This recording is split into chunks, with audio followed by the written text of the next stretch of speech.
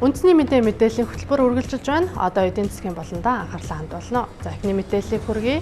Америк нэгдсэн улсын консерватив судалгааны байгууллага болох Heritage Foundation болон Wall Street Journal сонноос хамтран 1995 оноос хойш дэлхийн улс орнуудын эдийн засгийн эрх чөлөөний индексийг гаргаж байгаа лээ. За тус индексийг санаачлагчид Адам Смитийн үндэстнүүдийн баялаг номонд гардагчлан хувь хүний эдийн засаг ашиг сонирхлыг хамгаалсан үндсэн хуулиуд нь нийгмийн хөгжил цэцэглэлтийн үндэс суурь болдог гэсэн санаа гаргахыг зоржээ. Одоо 2016 оны эдийн засгийн эрх чөлөөтэй улс орнуудын индексийн жагсаалтыг хүргье. Тус жагсаалтанд эдийн засгийн эрх чөлөөтэй гэсэн үнэлгээнд Сингапур, Шинэ Зеланд, Швейцар, Австрали зэрэг бизнесийн хувьд таатай орчинтой улсууд багтжээ. Харин Ирланд, Их Британи, Америк нэгдсэн улс, Дани, Герман, Япон зэрэг өндөр хүчтэй улс орнуудын хувьд эдийн засгийн хагас эрх чөлөөтэй гэсэн үнэлгээнд орсон байна. Тэгвэл дэлхийн 178 улсыг багтаасан тус судалгаанд Монгол улс 96 дугаарт буюу эдийн засгийн хувьд бараг эрх чөлөөгүй гэсэн ангилалд оржээ. Харин эдийн засгийн хувьд огт эрх чөлөөгүй орнуудын хувьд Эритрей, Зимбабве, Венесуэл, Куб, Хойд Солонгос гэсэн улсууд сүүл мушгиж орсон байна. Дараагийн мэдээллийг хүргэе. Дэлхийн 2 дугаар дайны дараа нийгмийн ядуурлаасаа гарч 21-р зуунд хөгжил цэцэглэлтэнд хүрсэн Хонконгийн амжилтын нууц нь өөрчлөгдөн шинжлэхсээр ирсэн хууль эрх зүйн орчинтой холбоотой гэж үздэг байна. Ялангуяа тус улсын хувьд тэнцвүүлсэн татварын орчин нь үүний гол үндэс суурь болдго юм байна. Татварын хэмжээ нь дэлхийн дунджаас бага, орлогын албан татварын хэмжээ нь маш бага байдаг учраас иргэдэд хуримтлал үүсгэж хөрөнгө оруулалт хийх боломжийг нь бий болгодог байна. Дээрээс нь татварын хувь хэмжээ нь бараг өөрчлөгдөлгүй тогтмол байсаар ирсэн. Татварын систем нь ямар нэгэн алагчлалгүй байх тогтолцоотой юм байна. Хонконгийн хувь хүний орлогын татвар нь 16% байдаг. Гэхдээ татвар төлөгчдод шатлсан үнэлгээний систем үйлчдэг бөгөөд татварын хамгийн дээд хувь хэмжээ нь 17% юм байна. Энд олсныхоо хэмжээгээр төлөх гэдэг бус харин олсон нийт орлогынхоо тодорхой хувийг ихэвчлэн жилдээ 2 удаа төлөх байдлаар татварын хураамж хэрэгждэг бол аж ахуйн нэгжүүдийн орлогын татвар нь 17.5% байдаг. Хонконгод цалингийн татвар байдаггүй, зөвхөн ажил эрхлэгчид орлогынхоо 10%-ийг хувийн тэтгэврийн дансандаа хатгалдаг тогтолцоотой.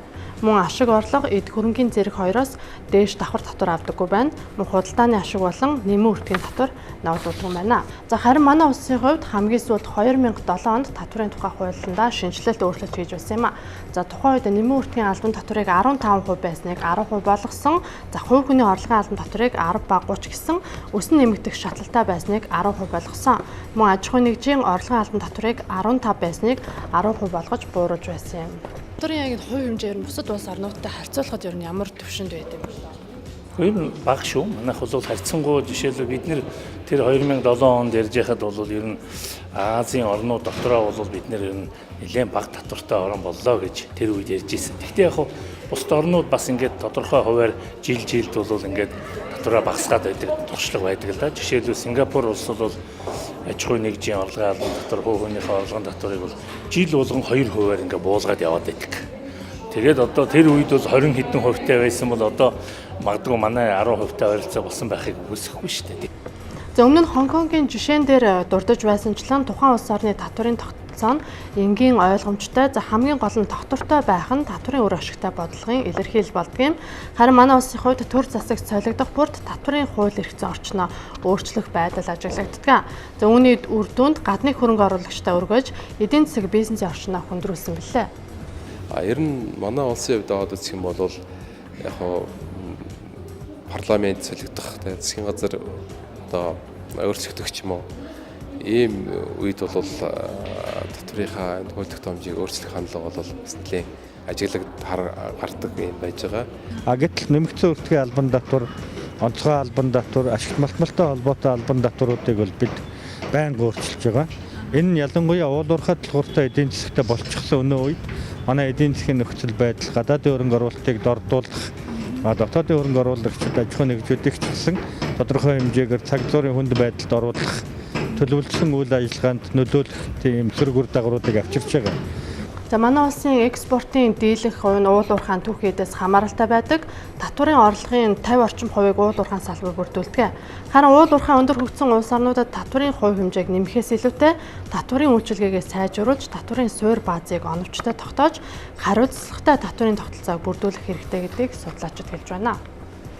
Хямралын үед одоо илүү уян хатан болох тийм ээ. Эсвэл одоо татварын одоо санхүүгийн хүндрэлтэй байдалд ороод татвараа төлж чадахгүй байгаа аж ахуй нэгжүүдэд татвар төлөх хугацааг нь одоо тодорхой хэмжээгээр хойшлуулдаг тийм ээ.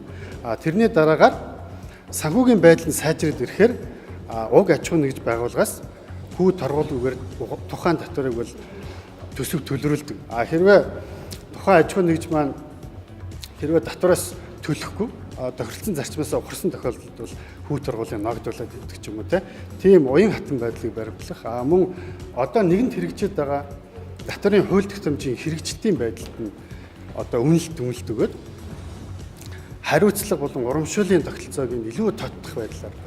За Хямралтай байгаа ийм нөхцөлд түүнтэй адил аж ахуй эрхлэгчид рүүгээ чиглэсэн уян хатан бодлого явуулах хэрэгтэй гэдэг хэлэх хүн олон байгаа. Манай улс татварын тухай хуулиа шинжилснээс хойш 7-8 жил өнгөрсөн. За үүний дээр эдийн засгийн нөхцөл байдал хүндэрсэн ийм цаг үед татварын шинжилэлт хийх шаардлагатай гэдгийг тус салбарынхан хэлж байгаа юм.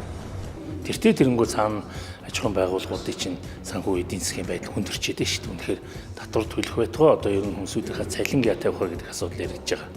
Ийм үед бол нэг хэсэгтээ бол төр засгийн бодлого бол аль болохоор энэ татварын ачааллын минь хөнгөлж өгч тэдний бизнесээ эрхлэх тэр боломж орчингийг бүрдүүлэх ёстой. Ийм чиглэлээр татварын хуулийн шинжилгээ хийх болов уу гэж бид бодож байгаа. Гэхдээ энэ хуулийн чинь бол засгийн газар санаачилж өргөн бариад их хурлаас баталдаг шүү дээ. Тэгэхээр их хурал дээр очиод энэ маань яаж хийгдэх үү гэдгийг бол бид өнөөдөр бас урьдчилж ярихад хэцүү. Өнөөдөр манай улсад 23 төрлийн албан татвар үйлчилж байна. Эдгээр татваруудыг хэрэглээний, орлогын, хөрөнгийн татвар гэж их үүсвэрээр нь 3 бүлэгт хувааж үздэг. Орлогын татварт нь аж ахуйн нэгжийн орлогын албан татвар, хувь хүний орлогын албан татвар зэрэг багтдаг бол хэрэглээний бүлэгт нь хэрэглээний онцгой албан татвар буюу нэмэн үртгийн албан татвар, хөрөнгийн татварт нь аж ахуйн нэгж байгууллага хувь хүний өмчилж өгөх хөрөнгнөөс авч буй татваруудыг хэлж байгаа юм а. Эдийн засгийн болонд анхаарлаа хандуулсанд баярлалаа. Үндэсний мэдээллийн хөтөлбөрөөр үргэлжлүүлэн хүлээн авч үзсэн үү?